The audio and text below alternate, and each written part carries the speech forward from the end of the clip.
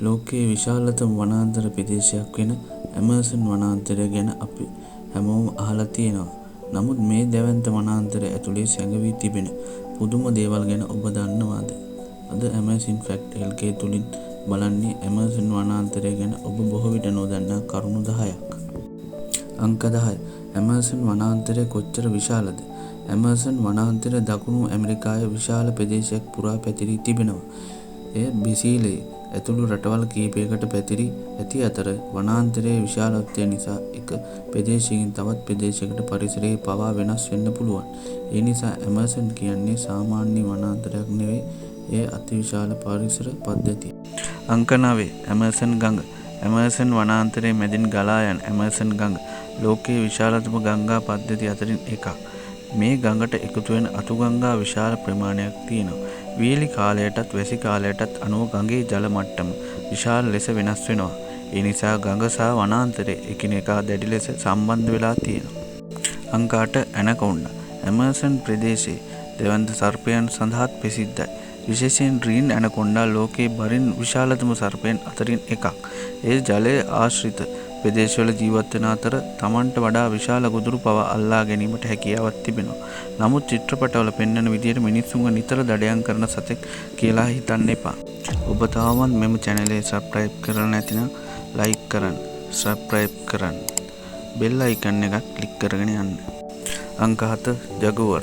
ඇමර්සන් වනාන්තරයේ ඉතාමත් බලවත් විලෝපිකයෙක් තමයි ජගුවර්. එයට ගොඩබිමට පමණක් නොව ජලයේද හොඳින් ගමන් කරන්න පුළුවන්. ජගුවර්ගේ හකු බලය ඉතා ප්‍රබල වන අතර එය ඇමර්සන් පරිසර පද්ධතියේ ඉහළම විලෝපිකයන් අතර සිටිනවා. අංක 6. විෂ සහිත සතුන්. ඇමර්සන් වනාන්තරයේ විශාල සතුන් විතරක් නෙවෙයි, ඉතා කුඩා නමුත් භයානක සතුන් සිටිනවා. උදාහරණයක් තමයි විෂ සහිත ගෙම්බන්. සමහර විශේෂවල සමේ විෂ ද්‍රව්‍ය තිබෙන අතර ඔවුන්ගේ දීප්තිමත් වර්ණය විලෝපිකයන්ට අනුතුරු වැගවීමක්ද වගේ ක්‍රියා කරනවා. ඒ කියන්නේ ලස්සනයි කියලා හැම සතෙක්ම ආරක්ෂිතයි කියලා හිතන්න බෑ. අංක 5. තවමත් සොයාගන්නා නව ජීවීන්. ඇමර්සන් වනාන්තරයේ ජෛව විවිධත්වයෙන් අතිශයින් පෝසත් ප්‍රදේශයක්.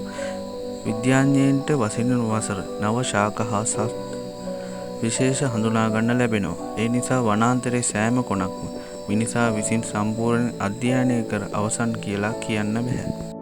අංක 4. වනාන්තරයේ ඇතුළේ මිනිසුන්. ඇමර්සන් වනාන්තරයේ හිස් ප්‍රදේශයක් නෙවෙයි. වසර සිය ගණනක් තිස්සේ විවිධ ආදිවාසී ජන කණ්ඩායම් මේ ප්‍රදේශවල ජීවත් වෙලා තියෙනවා. ඔවුන්ගේ සමහර වනාන්තරයේ ශාක සතුන් සහ පරිසරය ගැන පරම්පරාවෙන් පරම්පරාවට ලැබුණු විශාල දැනුමක් තවමත් භාවිතා වෙනවා. අංක 3. වනාන්තරය යට සැඟවුණු පුරාණ සලකුණු. මෑත කාලෙන්න පුරා විද්‍යාත්මක පරීක්ෂකවලින් ඇමර්සන් ප්‍රදේශයේ පැරණි මිනිස් ජනාවාස සහ භූමි සැකසුම් පිළිබඳ වැදගත් සාක්ෂි හමු වී තිබෙනවා. ගස්වලින් වැසී තිබුණු නිසා මීට පෙර මිනිස්සුන්ට නොපෙනුණු සමහර දේ හඳුනා ගැනීමට නව තාක්ෂණයන් උපකාර වී තිබෙනවා. ඒ නිසා ඇමර්සන් වනාන්තරය ස්වාභාවික ලෝකයක් විතරක් නෙවෙයි, ඒට පැරණි මිනිස් ඉතිහාසයක් තිබෙනවා. 2. වැසි නිර්මාණය කිරීමට වනාන්තරයේ භූමිකාව.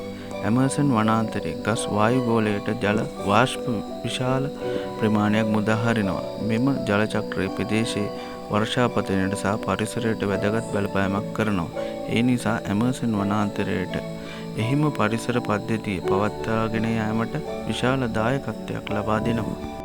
අංක 1. ඇමර්සන් ගැන ඇති විශාල වැරදි අදහස. බොහෝ දෙනෙක් ඇමර්සන් වනාන්තරය ලෝකයේ පෙන්හළු කියලා හඳුන්වනවා.